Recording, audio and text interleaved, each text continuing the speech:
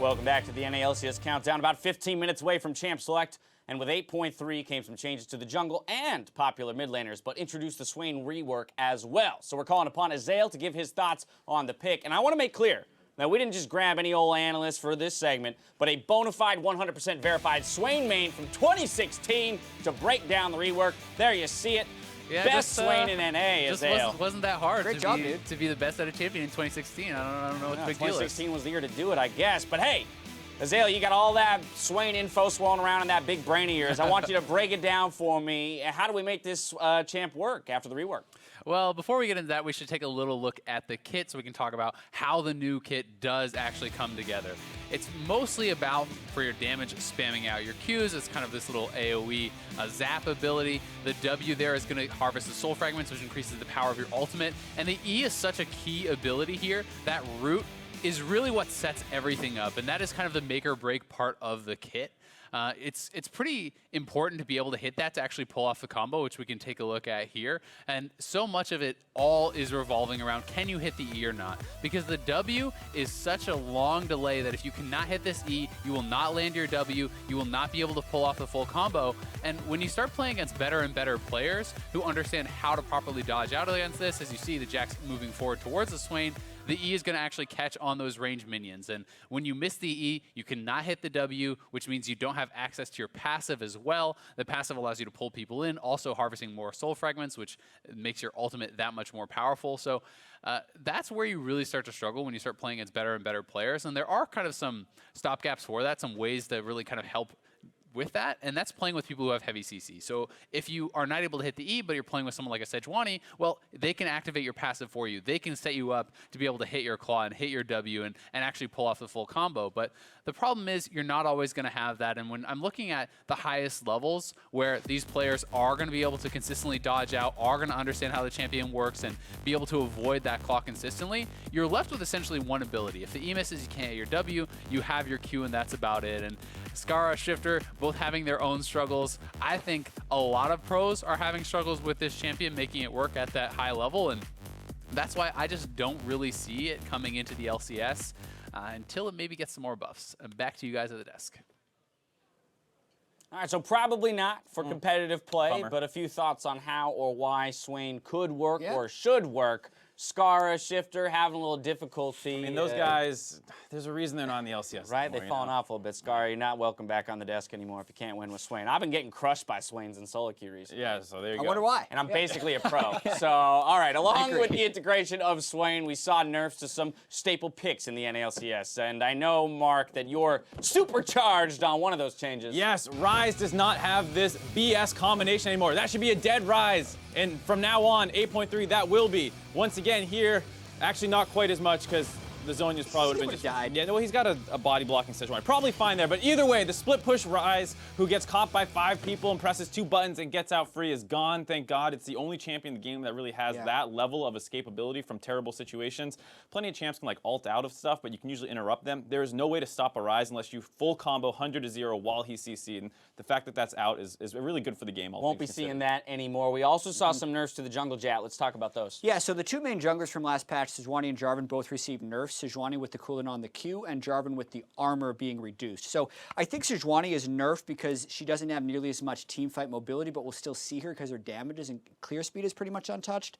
But when I look at Jarvan, I think he now gets pushed out more by Zac and Jax because he just won't have enough health to do safe early ganks, and the counter ganks become way more valuable with Jarvan being low. A little armor goes a long way on that guy, so I think he's actually kind of pushed out a fair bit of the meta right now. All right, they do get nerfed, but do we think this really changes the jungle pool at all? Maybe just changes priority It changes the priority, because Yeah. I think there's a lot of junglers that can still come right back in. As I mentioned, Jax, I think, rises in priority. Zac, even Kha'Zix goes up a little bit with Jarvan out of there. All righty, well, with all these changes to the jungle picks, I'd like to challenge you to make another champion work. Last week, we had an overwhelming amount of tweets for Volibear of all champions, and it just so happens that we have a Volibear expert on the desk. Jad, I love Volibear. If I recall correctly, you were the best Volibear in 2016. Man, I was. Proof is right there. Mr. Sting Yo Girl, #2 on a lot of champions in the world. Jack of all trades, master of none, Mr. Sting Yo Girl. But Jack, Yeah. tops the tables for Volibear. How do we make this champ work? All right, so First off, I think a lot of people have the wrong mindset when they play Volibear. He is a bruiser who relies on auto attacks for damage, not a tank who initiates. So the things that are best with him you can see there are Maokai to be a primary initiator, or Lulu to help him get there, or just help with the Ardent Sensor. I have Aftershock as the keystone there because the temporary tankiness is great because you shouldn't actually be building full tank on him.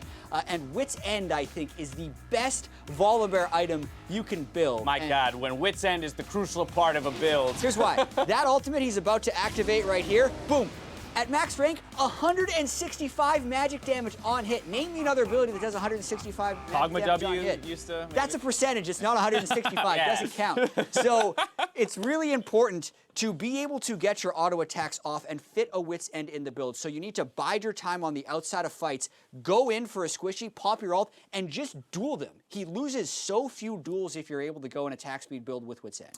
Yeah, he doesn't lose very many duels, but that's why I don't like him in the jungle. His clear speed's still not very impressive. Take him top, especially with the changes coming in 8.4 most likely. Really gonna revitalize how you can play him.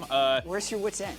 You don't. I got a Triforce first, buddy. You don't need it. It's the crucial part of the build, Mark. Weren't you paying attention? No, you don't need that. All right, you get a Triforce. It's much better. You want to get a little bit of movement speed in there early on. The Triforce with the Phage can do that pretty well. You can go Aftershock or Grasp of the Undying, depending on the matchup. Generally, you want to play him into melee matchups, and then he's getting a Q buff that allows him to stick on targets easier. His W is getting the refund not only on monsters but minions now, and then his E is getting this really nice interactability change where he can knock people out of mobility. So matchups like Camille, which were really tough before, might get changed because they can't E you anymore as long as your E is on up and off cooldown. Yeah, and this champion's still probably a fair bit away from pro play, but if you want to make it work, we're trying to make it work. Wit's End. For you guys at home, we're trying to make it work. Keep tweeting those champions that you want to see become viable, and I'll keep extending the challenge to these two analysts. We'll see if 8.3 affects the performances of any of our players that we've labeled as our ones to watch. For Week 5, they are Someday, Impact, JJ, Xmithie, and Arrow. First up, 100 Thieves Sunday.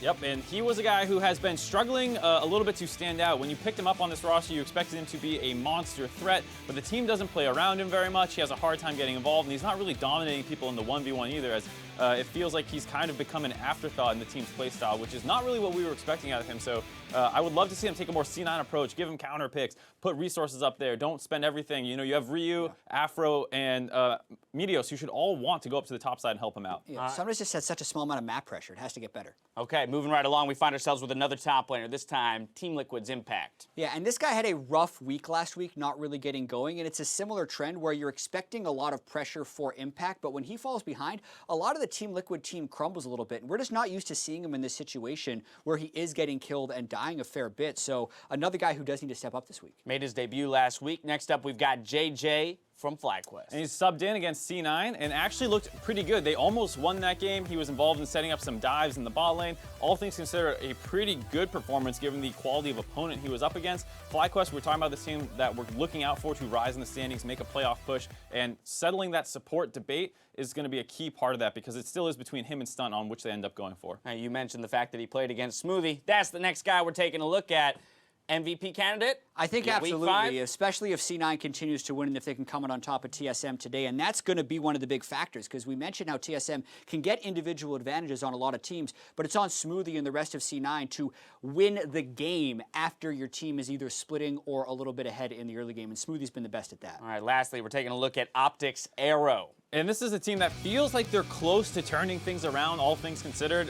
They have what looks like good late game. They're starting to figure out their early game. Power of Evil and Arrow are no joke as carry threats come the late game, but there's still something missing and they're just not quite there. So hopefully Arrow can step up and carry his team a little bit harder in that early game, but he's had a pretty good performance thus far in the season. Well, tomorrow marks the halfway point of the split, so we want to hear from you. Who is your mid-season MVP and why? We'll share your tweets in the discussion once the first round robin concludes. Now, let's throw it over to this week's Mic Check, which listens in on how Golden Guardians picked up their first win. We go down together. What is this? I'm not going down with you. You go down, you're going down alone. Come run it. You feel good about Olleh? Yeah, I feel good about Olleh. Alright, let's do it out. Do it. Let's lock it in. Shout out to Quas. It's Camille jungle. Olleh top. Thank God I picked Tarek. I picked level 6 now. Okay. I have heal for you. I have heal for you. We're on mid. Got him. Nice, guys. good Nice. Good job. Good shit. He flash shield. I can go, yeah. I'm gonna move up Cuddy later. We're going on mid. If you look for you. Coming. Tarek's moving first. How Tarek's close are moving you? We first. win Tarek. this? You have flash. I'm coming. We're Keep fighting, fighting. we're I'm coming. Stunning. I can shield you if you walk down. Nice. He's no push, no push. I'm gonna peg, okay? Yeah, I don't have any mana, but we can just beat him down. No flash. I'm trying to run. Get out. Get out. I should have Tell me lit if that. Ezreal ult. Yeah. He doesn't have it. He I'm doesn't have watching. it. They started it? No, we're here. Let's Let's clear kill out the the vision. vision. Let's go vision. I can move for vision after this We're wave. getting I can look here. Okay. Hey, we're going in. Can you ult him? I ulted you.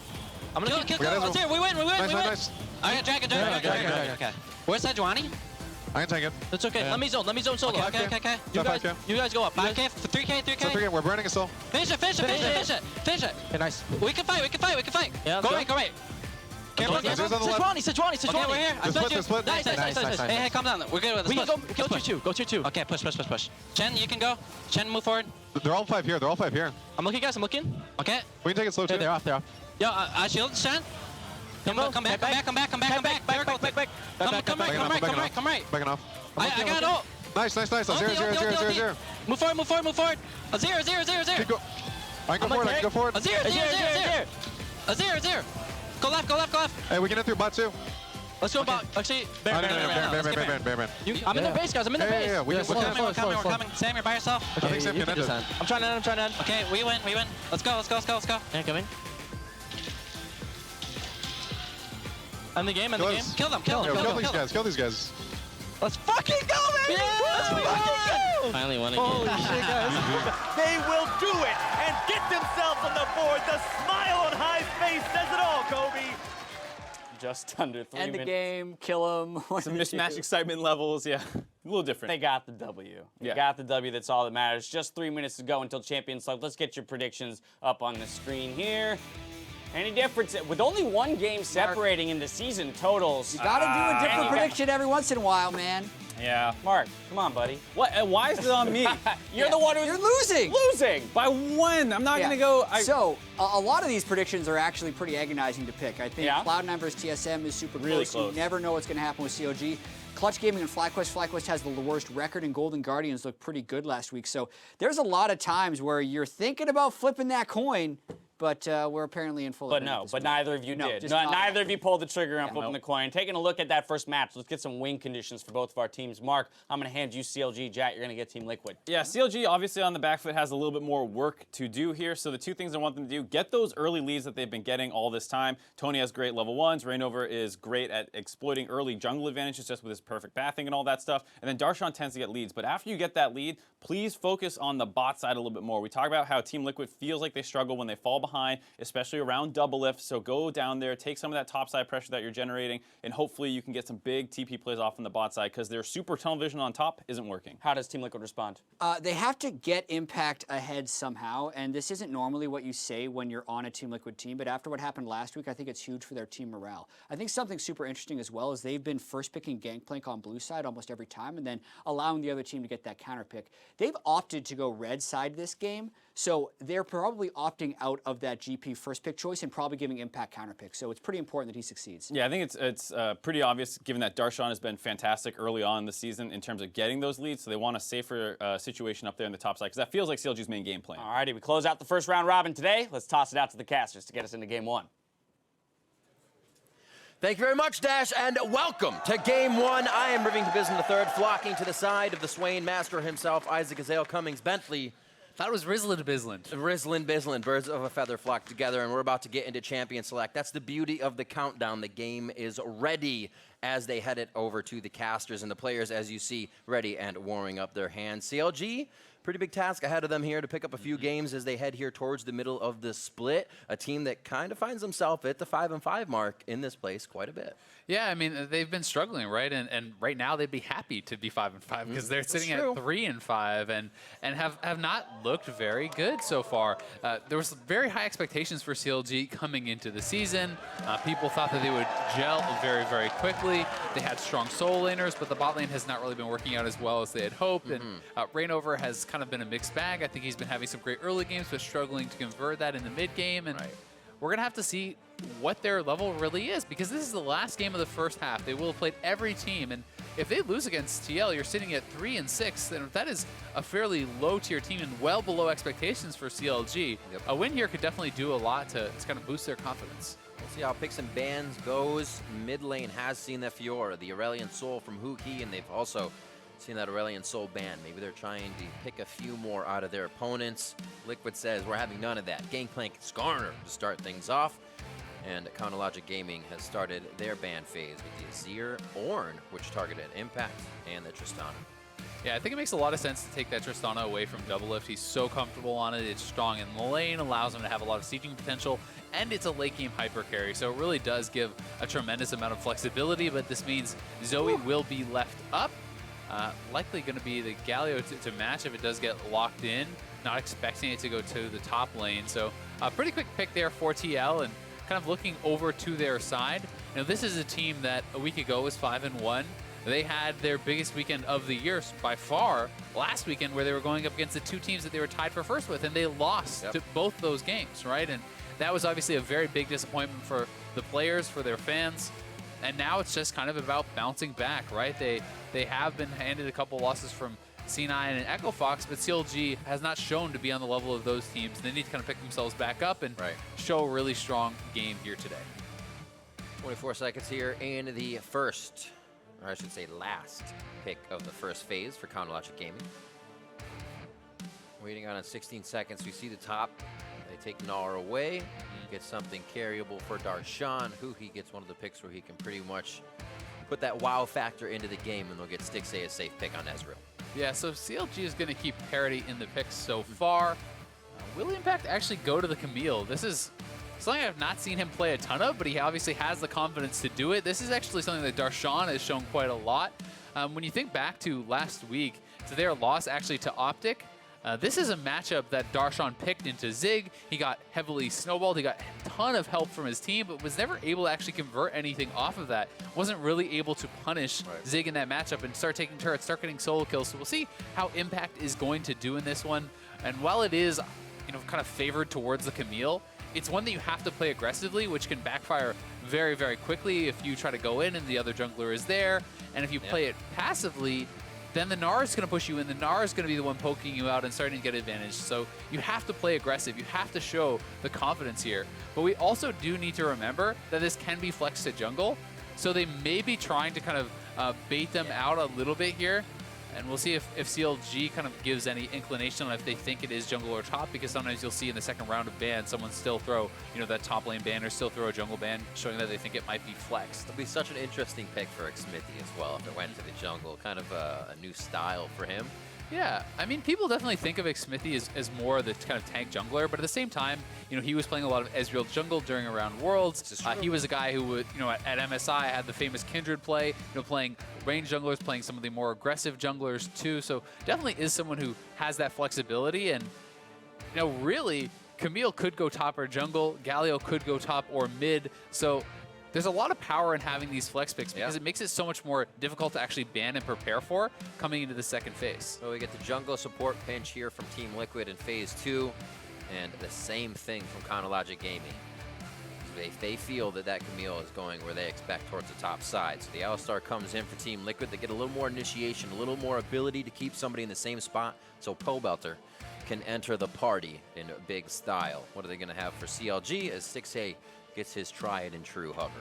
Yeah, very quick picks, honestly, for TL. They're not really delaying much time at all. It seems like they're quickly locking it in, moving on to the next pick. And it's a good call out. The combination of the Alistar with that Galio is very, very powerful initiation, especially when you're looking at someone like Zoe, who, if they do get caught up in that CC, you could be going down in a hurry. That can be very, very dangerous. But there's quite a bit of mobility on a lot of the other champions here. When you're looking at an Ezreal or a Gnar, those can be a lot more slippery. So, you know, it's going to be on Olleh to actually find the correct targets, know when to pull the trigger, because if you go in and you're only catching a Braum or like a Zac or something with that initiation, it's not going to be anywhere close to as effective. Holy threats if they throw in this Jackson, this composition here from Team Liquid. They could be quite aggressive. Also look for CLG to get some of these long-range initiations coming in from what happened from Reignover, and Jax gets locked in for Xmithie. Yeah, expecting that to be the jungle Jax, Camille top. And it'll be interesting to see how they want to play this out. I mean, both Camille and Jax can be so effective in the side lanes in later stages of the games. You have a Galio who can actually get out to the side lanes and help to snowball, right? And help to kind of give an advantage there to Impact. So definitely look for CL to be trying to get to the side lanes, to be trying to send this Alistar top, send the Galio top, send the Jax top, trying to put Darshan behind, and really honestly kind of playing to the win conditions that Jat laid out on the desk, you know, talking about getting Impact ahead, getting that confidence boost for your team, and especially in this matchup, it's going to be that much more important. And we'll have to see really at the turn of the middle of the season here, of the round robin, how good do these teams come out of an 0-2 week? Both coming off an 0-2, like you said. Liquid had the top of the list in Cloud9 and Echo Fox. Optic and TSM for Counterlogic Gaming, and now they have to face each other to try to start that win run off again. Hashtag CLG and hashtag TL win. We'll have to see who can get the better of this early game. Counterlogic Gaming's been struggling there. And if Team Liquid can get it with this kind of composition, they will continue to roll through. But I guess that goes for both sides. You have a lot of explosive damage here from both teams. Definitely so, and it can often be about that mental battle, right? When you do come off an 0-2 week, you have to be able to bounce back. You have to be able to shake off those losses and come through with confidence in your game plan. We're about to be onto the Rift. Week 5 of day 1, game 1. Here we are, Counterlogic Gaming versus Team Liquid. The Zoe gets through for huhi here as he's been switching it up from the Aurelion Sol, the Fiora, the Zillion, the Ryze, the Jace. Probably most variety we've seen from the mid laners, and that's the name of the game for him. We'll see if he can put some impact plays on this Zoe. He's been incredibly flexible, and it's kind of funny thinking about how many different champions he's played. When I think back to 2016 before MSI, you know, he was kind of getting criticism still in those days for sometimes going for these explosive plays and flubbing them. And in his opinion, his problem was not that he could not play enough champions. It was that he was playing too many champions. He was focusing on too many different things, and therefore lacking that focus where you spam, you know, hundreds and hundreds of games on that one champion and really master it. And seeing him go back towards that, where he is mixing it up all the time, kind of makes you wonder a little bit, you know, is there any kind of lack of confidence there? Do they feel like they have to stretch for some different picks and constantly change it up? How much did they get out of it of kind of making teams want to ban things? Here, Team Liquid didn't seem to care too much about the Aurelion Sol and picks as like. Yeah, definitely not. And I'm going to be very interested to track the early stages of the game for CLG, because that has been such a strength for them, in my opinion. Zix, his pre-planning for these games is always very, very impressive. The jungle pathing from Reignover early on is usually very good here as well. They are going to get some information on the side of TL, though. Impact goes in towards the blue buff, so even if you do not see the Zac at that buff, that is giving you information. That is telling you where he is not. You can then infer where he may be and try to play around that, because so much of CLG is going to be about controlling vision, finding the initiations and the poke and, you know, the sleepy bubble trouble and this sort of thing out of vision, right? Because if your opponents can always see it coming, they're going to dodge it. But if you have a Zac flying over a wall that you do not have awarded, if you have Zoe poking from the Raptor pit that you're not seeing, these are things that are going to work so heavily in their favor. And vision control is really the name of the game in those types of situations. I love it. The double. Smack them together. Or at the forehead. Reignover gets himself moving on the Braum already. Yeah, it's nice. I mean, it's the speed leash, right? You take the W, you take the Q, both AoE abilities, and you can do that kind of power leash there for yourself, clearing both out. He finishes up both those camps. Remember, that was all on a ward there for Impact, so they have full awareness of where he's going to be, knowing he's going to be heading back to the Wolves. Xmithie getting more coverage for Impact on the top side here, has a ward in the river, going to take down the Scuttle. This is going to give a lot more protection because, again, in the Camille and the Camille versus Gnar matchup, to win the matchup, you have to play aggressively. You have to be hookshotting forward towards your opponent. You have to be looking for those sorts of trades because you're a melee champion against a range champion. If you just sit back, you will get poked out. And you need to be able to have vision and awareness of where the enemy team is to be able to have the confidence to go forward. And he kind of has that kind of build to do it early game. Some biscuits so he can get in there and take a few boomerangs and Comet to deliver that damage you expect from Camille. Sometimes a few things. We see the Klepto Camille, but not as much. Yeah, and even lately I've been seeing some more actually Aftershock Camille on ladder, and more of kind of these squishy champions are taking Aftershock because it gives so many flat resistances that they're feeling, hey, if you can actually hit that hook shot, well, now I'm super tanky. It's hard for you to trade back, but there's also a lot of risk there because if you miss the hook shot, you essentially have no keystone, right? Like, you're getting nothing out of it. control. Nice Trade. tactical sweep. Damage trade off the wall as Impact gains a bit of control in the lane, knowing he had minion presence.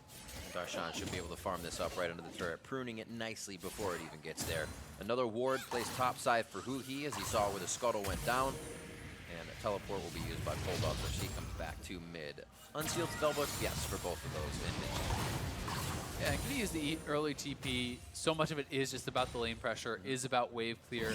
Being able to be the first person to move to a fight to support your jungler in these sorts of plays is so incredibly important these days in mid lane. And just going back, getting an early Darksteel, get the boots, allow you to kind of move more quickly to those side lanes. And you can see that it's actually the minion dematerializer here for Pobelter. And he's already used quite a few of those charges. Yeah. Just trying to be able to push in the waves and get more preferential base timing. That can be pretty big here. huhi as well, slicing through one of those for himself. Just cleaning up before he hits the turret. Xmithie, Reignover, gonna hop over. Looks like he's just getting a little bit of vision, make sure the bot lane is safe from any danger. Reignover shows top side. This is good for Xmithie if he wants to get anything going, but bot lane has equaled out, so no ganks there. Free farming for now, and not too much pressure here to start things off from any jungler. Yeah, and again, it's just the effort to try to get vision on where the Zac could be, right? He walked over the Scuttle Crab there, so he wasn't thinking he was doing anything sneaky. He's willing to give up his position to keep his bot lane safe in their position. So he really doesn't want the Zac to be able to fly in because Braum has such powerful gank assist for the champions like Zac. I mean, if you can hit them with your Braum passive and actually proc that stun very easily when Zac comes in, there's so much CC that's going to be layered there. Very likely to be able to get a kill.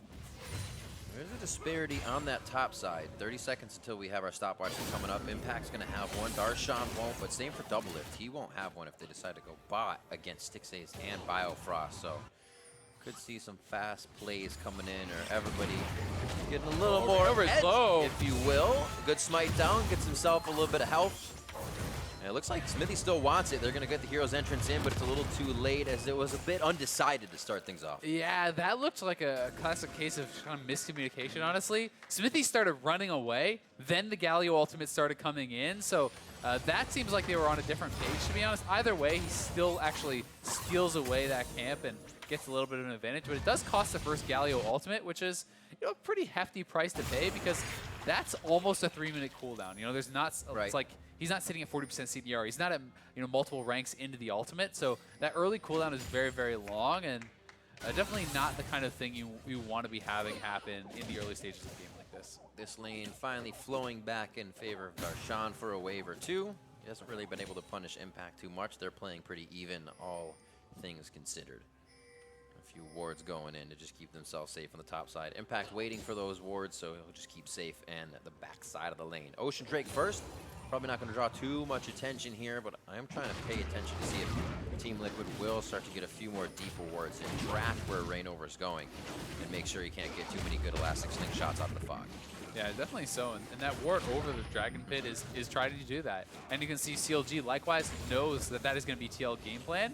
And that's why they have 2 defensive pinks in their jungle. Right. To try to make it so that you actually can't spot Reignover in his jungle. You can't know when and where he's going to be coming from, which is going to make his ganks so much more powerful. And that's kind of one of the things you're really fighting against in competitive play. Oftentimes, I see people asking, why aren't the junglers even trying to gank? Why aren't they being more proactive in pro play? And a lot of times, it's simply because there's so much vision on the map.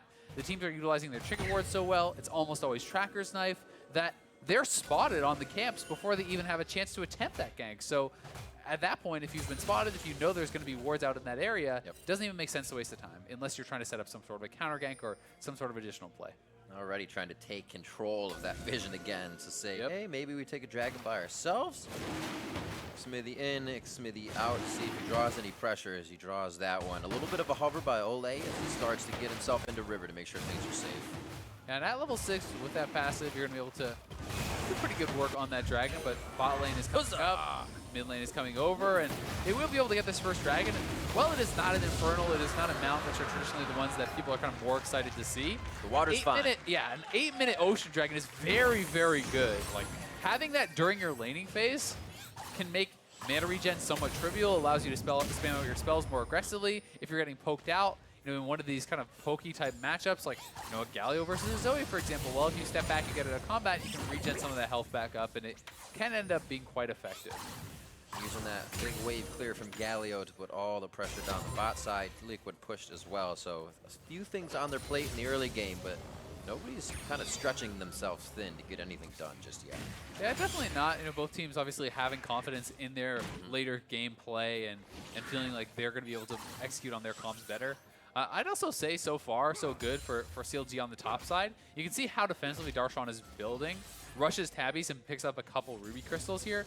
This is because he does not need to be the one to win this lane. Winning this lane is basically just playing equal because it's the Camille that has more trouble when on even terms contributing to a team fight, right? Camille has to be in a side lane, winning 1v1s, taking turrets, applying pressure. Because, defensively put, unless you're way ahead, it's really hard when you get into a 5v5 situation. Just jump into the back line and try to take someone out. It usually cannot actually happen. You'll get peeled off, you'll get stunned up, you're too squishy, you die too quickly. So Darshan is definitely going to be very happy with his position in this lane so far. And partially he can play that lane more confidently because of the fact that Pobelter used his ultimate at that Raptor pit. It means that there wasn't going to be that threat of that Galio roam. And that's something that you always have to think of. You know, you have to think of what were the next steps? What really else was affected on the map by this flood play? And the next steps, top laners, about 20 seconds left on TPs to come up. As they've been farming pretty safe back and forth, the teleport would give up one of those leads. As they start to sweep down towards the bottom side of the map, Reignover is found. So that may cause top laners to go a little bit harder for a moment here, but we could get a scuffle on the bot side. All these stopwatches up. People get a little antsy here and start a fight. Olleh starts to move in, knows they have pressure towards the top, and they might catch huhi. No, but Xmithie catches a quick taste of the damage that huhi has right now. Quick in, quick out, gets him out from under the turret. Nice job by Darshan to take a bit of lane control. Distances himself with flash, though. And be careful of that later if Xmithie makes himself present in the top lane. Yeah, I mean, it was a good initial trade, but the fact that Gnar is expiring there means you're so susceptible to the subsequent all-in that could come out. And yeah, great, you chunked a little bit of his HP. It cost you your flash, right? That's certainly not worthwhile. It does feel good, but sometimes it's not worth it, man. Sometimes in these matchups, you just have to accept that, nope, I don't ever get to be aggressive. Nope, I don't ever get to go for those kills. I have to sit back, I have to play patiently, and I have to let my team win elsewhere on the map. Yep. And really, that's kind of the position that he's going to be in this game. I mean, TL is putting so much emphasis on I feel, shutting down Reignover in these early stages because Reignover has had great early games. Like, there's just nonstop invade, ward up all the camps. How is he ever supposed to gank somewhere on the bot side of the map when every camp is warded, when they continually move in, clear out those pink wards, continually re-ward, right? There's nowhere really for him to go or anything for him to do on that bottom side of the map besides farm, and that's why we are getting this very passive early game. Well, tabs have been kept on TL warding, and they are keeping it up. We'll continue to watch that as well, just 12 minutes in. As Zombie Wards as well is playing a huge role to this. The fact that Xmithie just goes in and out, is leaving one when he's destroying one. That vision score through the roof, man. Doublelift backing, 132 to 113 for CS in the bot lane. So the bit of disruption that bot lane has seen as well through everything in the jungle, pulling Stixxay away from the wave at the turret, cost him a little bit, but not terrible. Certainly the case, but now is going to be such a strong point in the game for TL. You got your Varus to a 12-minute Rage Blade, and that is such a strong one-item power point. There's very, very few AD carries in the game that can actually match up with the Varus on one item, because once you have the Rage Blade, your dueling potential is so strong, your actual teamfight power is incredibly strong, and if that guy has it actually fully stacked, this could be an all-in. Remember, Darshan has no flash. He did use it in his last engage just under the turret. That's definitely a lane win for Impact. Gets very low towards health, but I think the hit back in without a Gnar would definitely give him the upper hand. Gold is exactly even here as we hit the 13-minute mark in a jockey for the Rift Herald. It's still not leashed. Now it's going to actually leash, and the supports were roaming up. You can see Olleh was all the way up there, so that's actually a lot of wasted time for Xmithie because he was on that Rift Herald for quite a long time, trying to work away on that, but CLG is able to shut it down, and Impact was pressuring the top side, so Darshan would not have been able to respond, but Reignover shows up, huhi can roam, so there still are those additional threats. And Reignover thinking he's being pretty sneaky, again, this is warded out. It's so hard for him to actually pull off these ganks. Oh. Swing and a miss. Yeah. It's just like, I'm doing it whether or not. I hope I'm in the mind of my opponent, but really Impact was eyes on the entire play, and he knew it was going down. Definitely so, and having that forewarning. He's going to give you a pretty big advantage. So that should kind of make Reignover assume that there's probably some wards over there, but he doesn't know for sure, and it's so hard to know exactly where all the camps are warded. There's just wards everywhere, but really it's TL's bot lane that is the beneficiary here. CLG knows you cannot actually fight this 2v2 at all now that Doublelift already has his Rage Blade, and you are not on any real major power points here as the Ezreal, so you're just going to have to sit back. You're going to have to actually give up a lot more. And it's not just the CS advantage now. It's the turret as well. And now that means you have bot pressure on an Infernal Dragon that's spawning. So this timing is so good for TL because they are willing to take a fight if CLG is going to opt into it, since they know their AD carry is just at this super, super strong point. It's the exact way that TL wants to play this, and Doublelift wants to be fed. He has the most gold in the game right now with that first turret going down 160 CS, just 10 behind. Huhi that's still farming. They grab another Drake. They have that guy that wants to be fed, pretty fed. And we've been kind of watching Impact here as one of those players to watch this week, and we'll see if he can still perform from the top lane. So TL after a great start here around the map, but still no kills yet. Yeah, no kills, but honestly a pretty immaculate early game from TL. I mean, they're the ones who get first turret. They have an Ocean and an Infernal. They have tracked Reignover relentlessly across the map.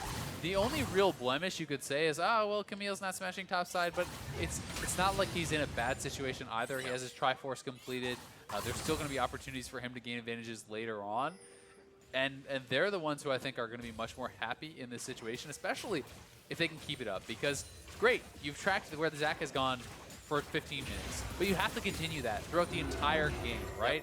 Because as much as you want to kind of sit back and say, oh, yeah, we did it, we stopped Zac from doing any ganks, I mean, if he gets that one really good initiation off that can turn a team fight, that can flip the game on its head, especially post 20 minutes. We're back to the Rift Herald. Try again. No rest for Shelly. Xmithie picks that up. They'll have whatever lane they want to use it in. Doublelift and Olleh getting the best of Stixxay and Biofrost, his old teammate there, as they come out with the win on the bot side and one turret up. Now that they have the Rift Herald, I would really love to see them use the Galio ultimate again, and you try to make a play on the map, you know, 3-4 man play, like send Olleh up to the top side, use him with the Jax, and the Galio ultimate come down. Even if you do not kill Darshan, if you can push him off the turret, you can drop the Rift Herald and to secure some more global gold for yourself. Impact backing way off, seeing Zac on the top side, and that again is going to kind of tip Reignover to know that there are some more wards on the deep side of the jungle. But as soon as he shows on the top side, look at this. TL relentless, moving forward, clearing vision out on the bot side, trying to get some forward vision of their own to try to be able to track once he now moves down to the bot side, because they know that's where Zac will head next. I feel like we could coin this next fight if they do get that pressure. If they finally get Reignover some Fog of War to initiate from the stopwatch fight, everybody's ready to use that, and I think it will happen on this next one. That's true, man. Forward prep for CLG, Darshan and Gnar form wouldn't really need one. So TL can use it. Who uses it first kind of situation? It would be the bad result.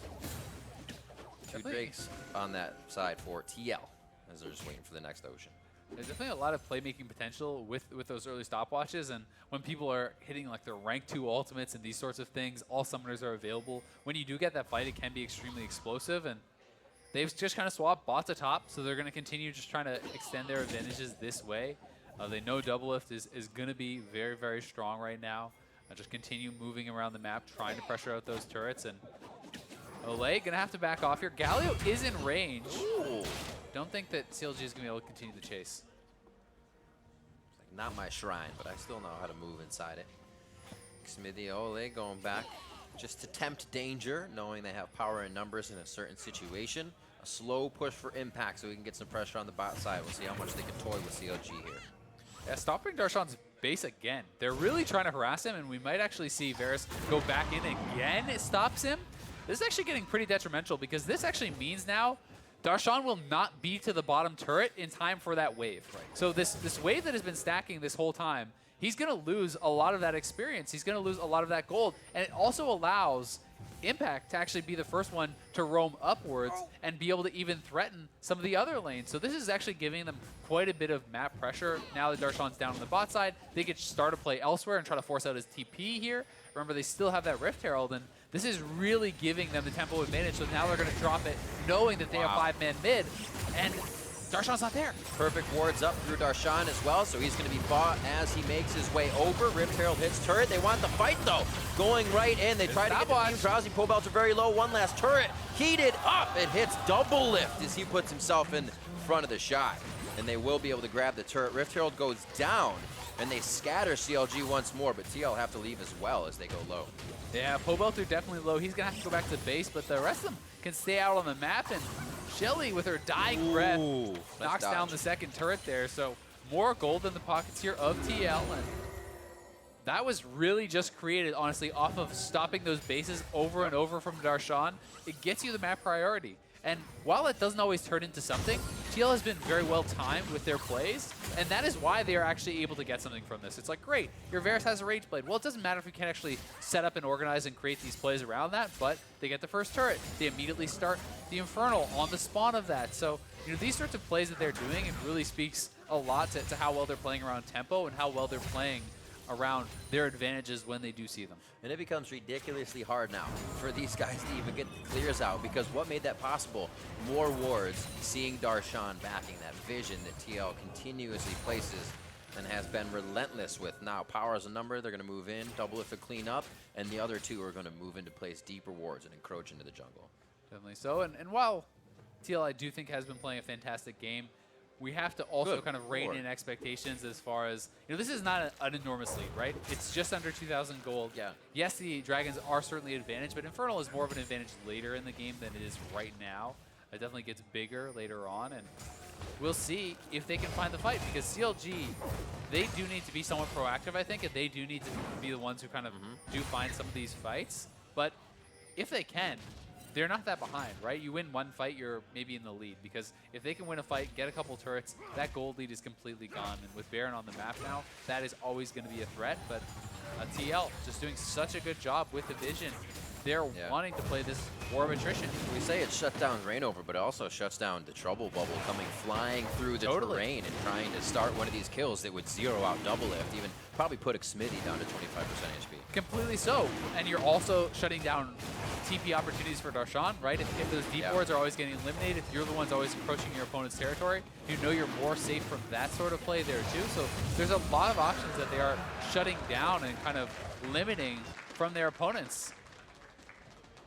See if CLG can find them. They have been straining here to keep that vision forward. Now finally out of their own side of the jungle for a moment's time.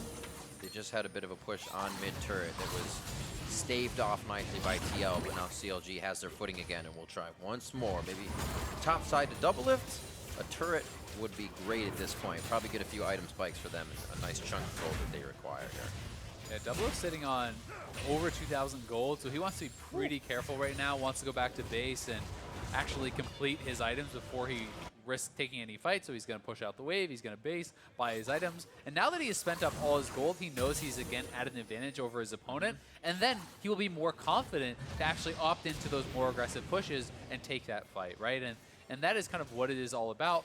As soon as you know you're stronger, find the windows of opportunity, force your opponents into fights by threatening neutral objectives and by controlling the map and controlling vision in these sorts of plays.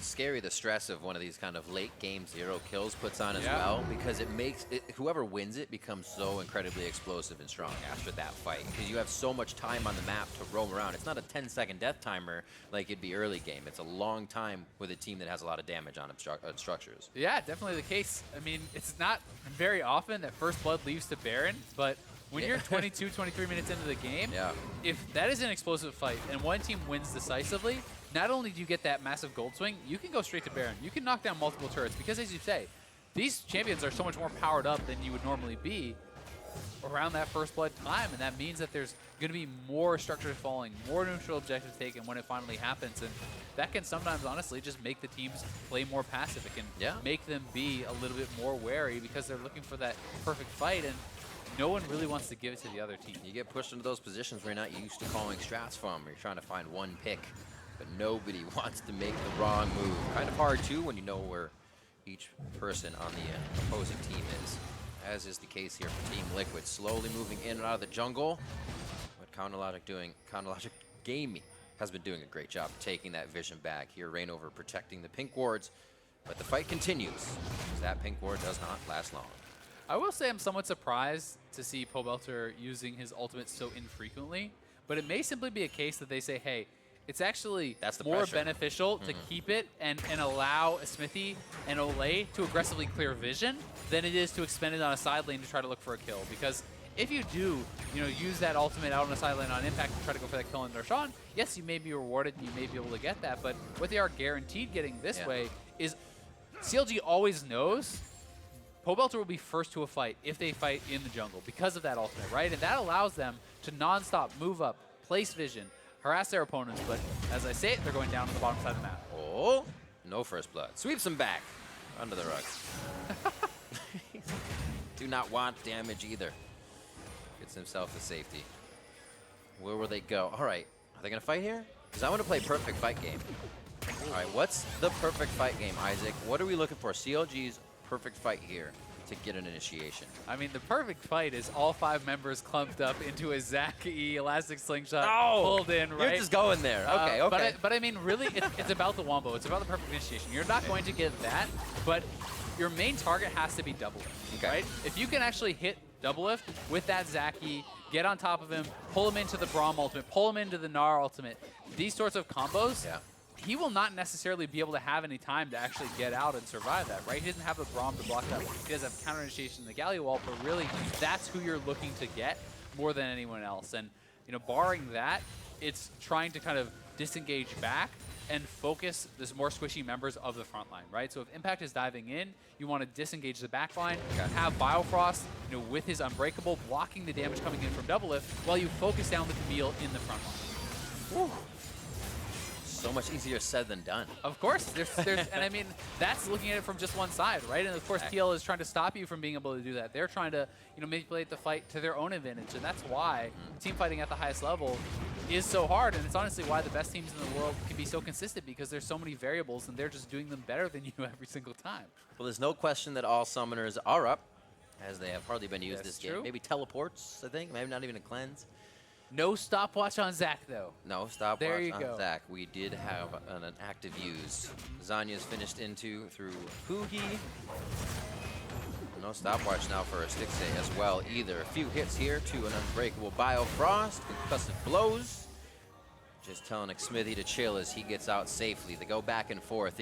Usually you see the fight over a ward, but that's not even happening. They're giving so much space. Yeah, we may actually see a fight have to be forced here by CLG if Darshan does not base soon. 1-2, they know Xmithie took a hit, but that's going to be very hurting Reignover in quickly. Xmithie going to get himself to safety as Pobelter enters, but Olleh could have gotten himself into trouble. He goes drowsy, he goes down, first blood to huhi, as CLG has been waiting.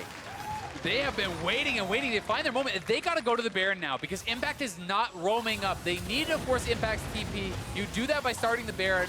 The Galio ultimate is down. Olleh is dead. This could be that first blood in the Baron we were talking about. And here comes the TP from Impact.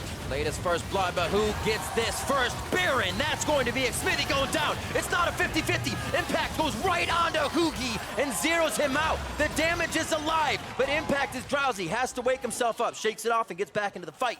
But they know they've stopped Baron. That's all they've wanted. Yeah, CLG is low as well, so they can't actually re-engage on that fight. So Doublelift goes back to mid lane. He's going to be pushing in that wave. Bot lane is crashing from Impact there. So CLG finds a couple kills, but they do lose some minion wave control.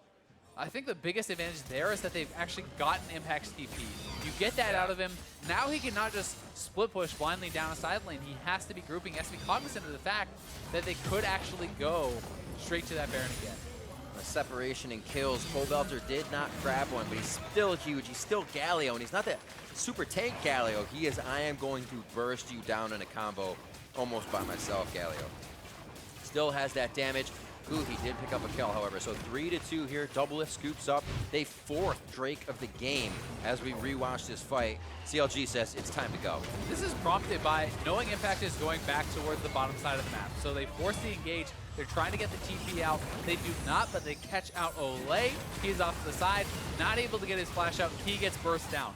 Now, CLG sees, okay, Impact is not roaming up. We need to do something about this. If they just try to base, they will be delayed by Pobelter. They will start losing turrets, and instead they get the TP out, and they do win the eventual fight 3-2. Now, flashes all over the place are down.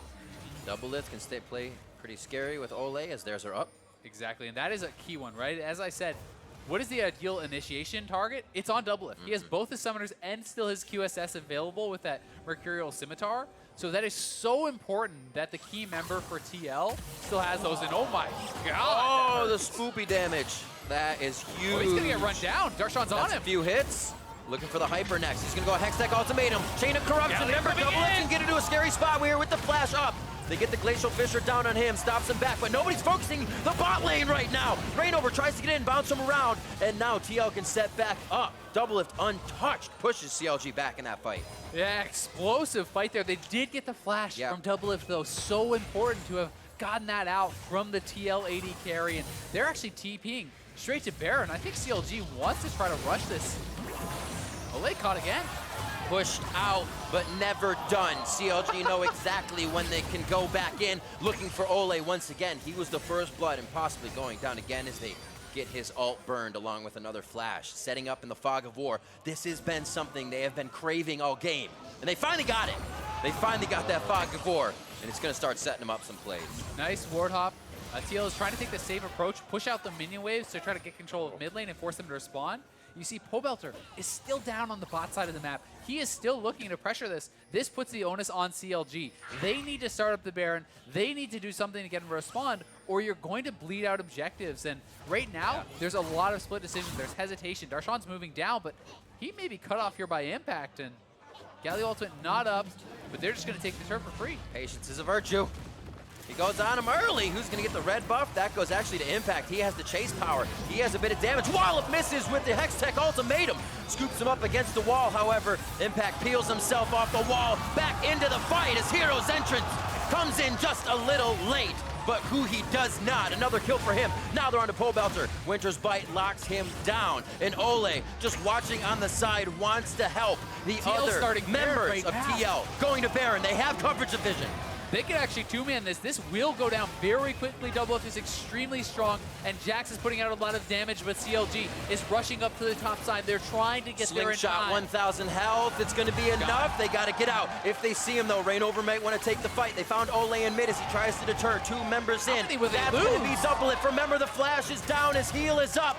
Winter's Bite connects, and Concussive Blows is next. He gets abducted back into the Tri-Brush. That's going to be the hit. Those are going to be the final touches. No, he stays alive as he tries to get the hits in. Stixxay finally gets himself to the fight, but there's no mana there. As huhi, with the blue buff, could finally finish the fight. Darshan still wants in. A relentless CLG will not stop. As the turret still stands, they have 0 minions, and Darshan still wants to fight. A stopwatch on Pobelter. Finally, a few final touches.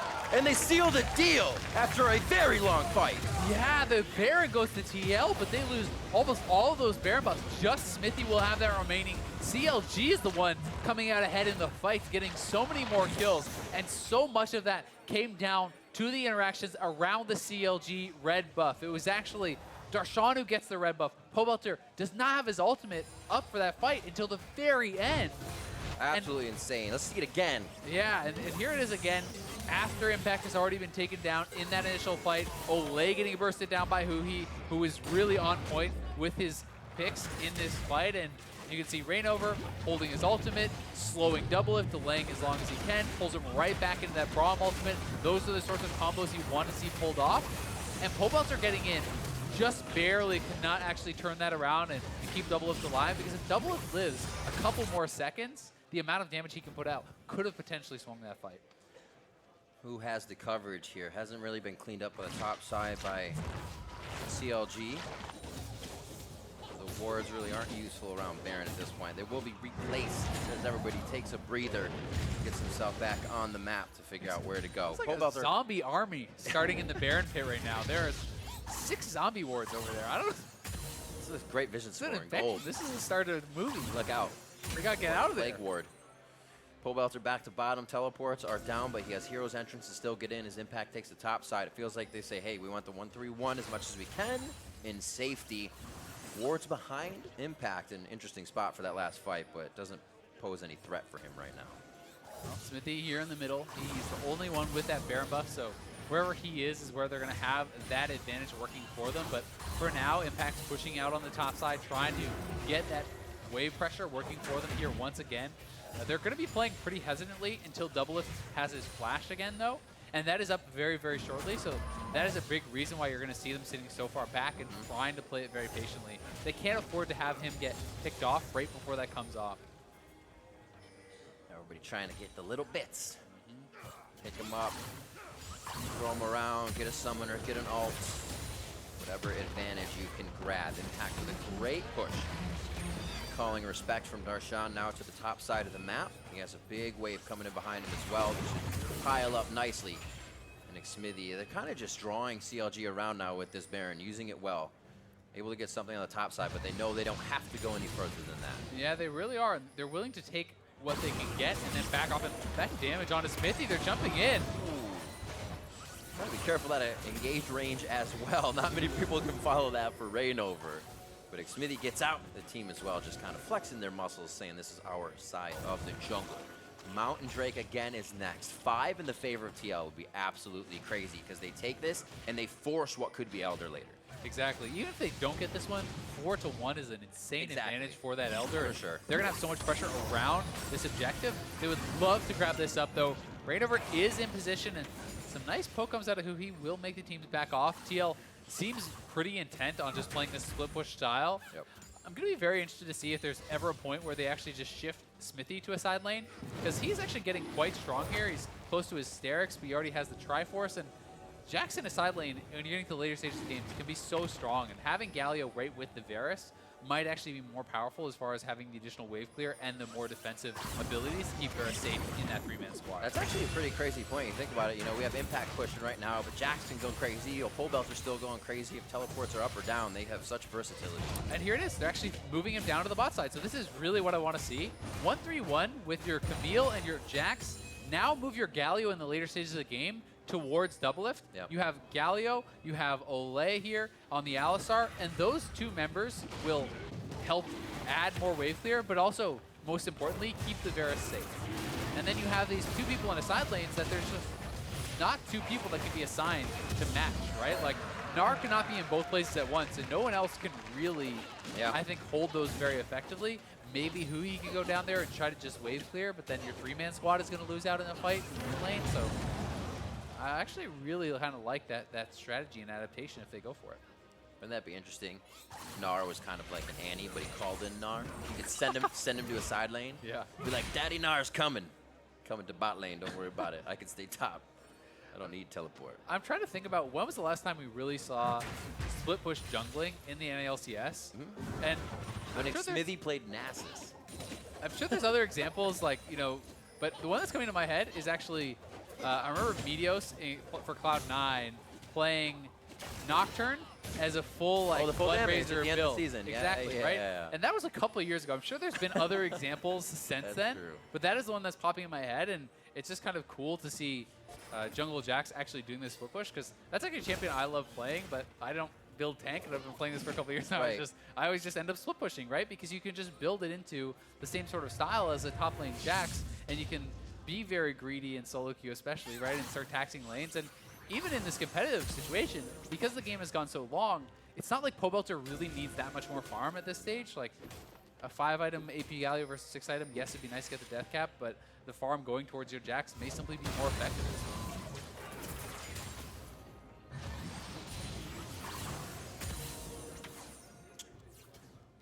Through picks and bans, Camille was the 3rd pick. It didn't seem like as well CLG was kind of thinking that would have been Xmithie's anyways. They're like, Xmithie's going to get a tank, but he gets that Jax this game. Yeah. Doing pretty well. Didn't really give impact too much towards the top side. Didn't really do too much. Latest first blood in the NALCS means the junglers were kind of hanging out. Impact got 1 gank from Reignover here, but these guys in the jungle had pretty easy going early game to start things off.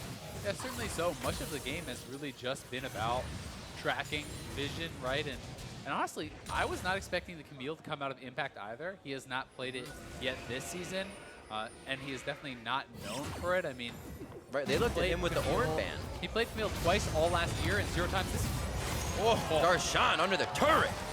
Very heroic entrance from Pobelter as they make quick work of the Gnar and this inhibitor turret. And this might be actually kind of the straw that starts to break the camel's back here, because now the base is broken. Now 3-man squad is threatening Baron. and you start to get pulled apart, right? As soon as one part starts to fall apart against the split push, you start losing everywhere on the map. Teal is starting up the Baron. 3 members of CLG are sitting in the base. No way for Reignover to get over here. Will be. The case not quite. That was close. It's a good try. Very good try. Not quite Apollo level. I was gonna say you listen to Apollo video. Yeah. I liked it. You should just do it when they're about to smite. How do you steal so many berries? Right. Well, you shoot it and it kills the objective, and then you get it. I like that. Yeah. I'm gonna follow the directions next time. So everybody kind of cresting 400 CS. We're mids to bots here. Getting to that 40-minute mark on the game. Let's see how this happened. Oh, brought him back with a hex tech. Feels good. I'm safe under the turret. I'll stay here. Oh, there's Pobelter. Yeah, it's honestly really not much of an overextension at all by No. Darshan, but it just shows you the stage of the game that you're in. He actually dodged the hook shot with his jump backwards. All that it was the Hextech ultimatum into that heroic entrance, which is guaranteed by the Camille ult. There's nowhere for you to go. You can't flash out of it, and nothing that Darshan can do in that scenario besides don't put yourself in that scenario. Yeah. You have to then just say, okay, well, if they can kill me like that, I don't get to ever leave my turret. I have to max range clear minions and play it so safe, but that's tough to do because that's his first death in the whole game, right? It's not like it's been happening to him time and time again, and sometimes when you haven't had these fights for a long time, it can be pretty surprising how much damage comes out, how quickly you die. Just because you lived all game doesn't mean it's okay to end now. That's a good point, Riz. Just My solo queue teammates tell me that all the time. pretty hefty gold lead here for Team Liquid as they start to bear down on that middle turret and this bottom inhibitor. Still down in kills, however, working around the map, working their vision and try to kind of avoid this big burst damage that huhi and the rest of the team can put out in succession. Along with those paddle stars hitting you upside the back of the head. Take it out just to prevent a little more damage as mid is taken. Yep. You send too many members for impact. His job is then to run away. Your job is not to collapse. It's actually to push the other lane. This is how you pull these teams apart. And look at the top minion wave as well here. It's going to be walked over to. Pobelter goes, buffs that up, and now they have waves pushing in on all sides, and they can continue to do this because it gets so difficult to actually clear out the waves. And Pobelter just making sure he's there to buff them up before huhi can clear out that wave too quickly. Going over it from the beginning as well, kind of just looking at how TL played it, not allowing CLG to get many of these turrets. Nice, Popped Olleh. up. Very beautiful pulverized. They lock them. I believe Chain of Corruptions didn't do too much there as they followed up with damage. But not having these turrets doesn't give CLG money. Map control for TL means all of their lanes are pushing. That always has to be considered by CLG. They never get to put anything in their favor and always are playing on the back foot. Now losing another inhibitor as TL only have top lane to look at now. Yeah, and for CLG now, your only hope is finding that engage. But TL have no interest in actually going for it, right? They're just going to continue split pushing. Well, get some Continue trying to stragglers. avoid it. Darshan says I might have one. Olleh, level 15, throws down the ultimate. Should be able to stay alive for a bit. Here. Impact could find the back line. They're deterring what goes on here in the DPS on the front line. And now they have to focus. They say, well, we could blow that GA and really make the fight in our favor if we can get another consecutive one. There's so many options as they get brought back and forth. The bounce house begins as Doublelift, Pobelter, and Olleh are into the fight. Stixxay getting the damage from Impact as he makes that play for himself. And Darshan is chased towards the top side of the map. Team Liquid look to put the finishing touches on the base. Yeah, that is going to be that. TL plays a beautiful controlled game here. 5 dragons, 8 kills. They take almost all the turrets, and they are going to be the ones closing out their first half of the split, 6-3. Beautiful job. 8-7 on the scoreboard at the end. 42 minutes in. Team Liquid take down Logic Gaming. It's got to be a frustrating game for CLG, honestly. You know, a lot of the fights were going pretty well for them, but TL simply never gave them the fights. They avoid them the whole game. They control vision in the early stages from the word go. Reignover was having all of his camps sported. TL played a very intelligent style, and they just honestly committed to their game plan. They played it out slowly. They pressured the map. They warded everything, and they just didn't give CLG a lot of ways to win. Pretty back and forth in the early part of the game without anything going on. The explosive kill went to huhi. They took down Olleh first, but the Dragon was thwarted quickly after by Doublelift and Impact. The Camille coming back in very fast. and then they kind of were able to hold out the game there. Longest first blood, or I should say latest first blood in the NALCS, so we got that out of this one. Quite nicely done, but once they started fighting, Team Liquid kind of figured, yeah, there's a lot of damage there. We have map control, and what vision they played the entire time. Yeah. Team Liquid's vision, this was crazy this game. It really was so strong. And honestly, that's bolstered by the fact that they got all these neutral objectives as far as the dragons, right? They had 5 dragons. That's 2 mountain dragons and an infernal, as well as the double ocean. Makes it so easy to actually go for those Baron attempts, right? When you have someone splitting on the bot side of the map and then you have so much more DPS coming out, plus you have all the regen from the double ocean, there's very little risk to actually starting up the Baron, even in the 2-man situations that we saw Xmithie and Doublelift going for. And they can start it up, they can back off, they know that they can kill it extremely quickly with all that bonus damage. And it also enables the split pushers, right? If you ever let Impact get to a turret, he's already going to knock him down so fast. Now it's even faster. And that's one of the things we thought coming into this one. We said, like, look at all of these threats on the side of Team Liquid. If these guys get going, you kind of keep rolling down those train tracks and make the win happen. That's where they ended up with that W. And right now we're going to send it over to Olleh and the Team Liquid carry in the bot lane. Thanks, guys. I'm here with Doublelift. Congratulations again on that win. Coming off from a rough weekend last week, 0-2. What was the team hoping to achieve coming into this weekend? Well, we had a really, really rough week of LCS and a week of scrims. Thank you. And I think we're just, I guess, we just hope to achieve like some progress, getting a little bit better. I don't really know if we really showed that this game personally. Like I didn't feel super good. Obviously, like a 0-0-0 game is fine. It's not necessarily a bad thing, but yeah, I felt like we were in control early game, and then we sort of fell apart for like 10 or 15 minutes. I was a little bit lost in the game because it just felt like we weren't playing to our win condition well enough. And yeah, I'm sure we'll figure it out and piece it together in the review. Now, Liquid is no longer in the top of the standings, fighting to kind of hold on to that first place, but rather now you guys are trying to rack up those wins in preparation for playoff. Does that affect your mentality at all? You know, I don't really ever think about our regular season standings, actually. I don't think I've thought about it for the last like 2 years. So I think we're 6-3 now, so that's nice. But as long as we make playoffs, which I've never failed to do recently, it should be fine. I'm mostly concerned about like when we make playoffs, did we improve enough in the regular season to like make it to the finals? Did we improve enough to win? Or are we just going to be, just like a stepping stone? Well, with this game, you have completed the first section of the first round robin. Going into the next half of the split, are there any teams that you're looking out for or excited to play against again? Not really. If I think about Echo Fox and Cloud9, I felt like we should have won against Echo Fox really easily, but we threw. So that was not a game that I really thought about too much. The Cloud9 game I was thinking about for like hours. That team is super strong. And then we lost 100 Thieves. I think they're falling apart as well. So I'm pretty much looking out for TSM and C9 only. Well, congratulations again on your victory. And for more on this game, let's hear from the State Farm Analyst Desk.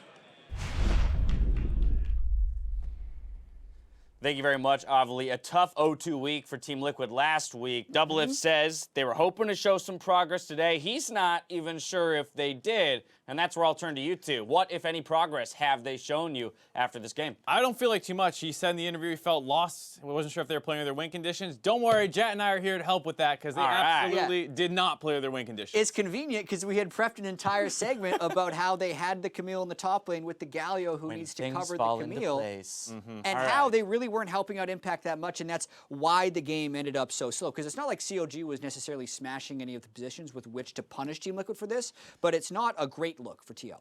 Right, okay, so given the team comps as they're laid out, Mark, explain to me the way you would expect Team Liquid to attack this game. I mean, they get the counter pick for Impact, which they don't tend to do. They took red side. This was kind of telegraphed that it was coming. It feels like CLG is like, well, Gnar is his best matchup, and he won't beat a Gnar. And for the most part, that was true. Impact wasn't doing anything in the 1v1, and then the team was not playing well around him either because the Galio should be going up there. Alistar can roam. We see Xmithie do that all the time, but nothing really developed in the top side. Right, kind of in a similar way to, CLG. The criticism we've thrown at them at times is drafting a win condition, either playing too far into it or not at all this time around for Team Liquid, not really playing into that matchup in the top lane. We saw the first couple Galio ultimates really not used to much effect. If anything, not even used to go top lane. Yeah, and we can pull these up because normally with the Camille Galio, when the Camille is level 6, Galio looks to roam top lane and use the ultimate. But Xmithie is actually evading the Raptors on the bottom side of the jungle, going for Reignover.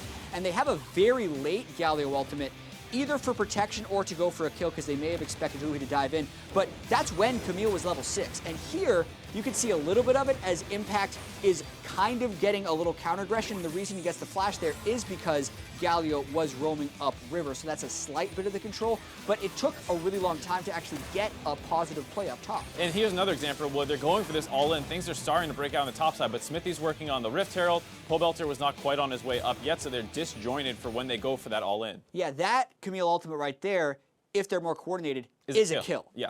Jax, even if just Jax is there, but especially if Galio is there, that's the combo. And that's where the game should be breaking open for them, but it ended up in one of these stallouts where Team Liquid was winning all over the map. Zoe versus Galio is not going to be a place where you can get much of an advantage. Varus and Doublelift was smashing the bot lane, which was very impressive. They had a 20 CS advantage. They took the bot turtle on their own. They were winning so hard, Xmithie could take objectives for free. So CLG was basically completely neutralized around the map, but Team Liquid wasn't playing to their win conditions, so nothing was happening. I mean, to your point, a lot of people would look at a level 6 Camille ultimate with a level 6 Galio ultimate as a free kill in the top lane, right? As long as, you know, they're not responding with a 5-man counter gank. And yet, the first time we really see that Galio ultimate used to great effect with the Camille is 38 minutes into the game. Game winner.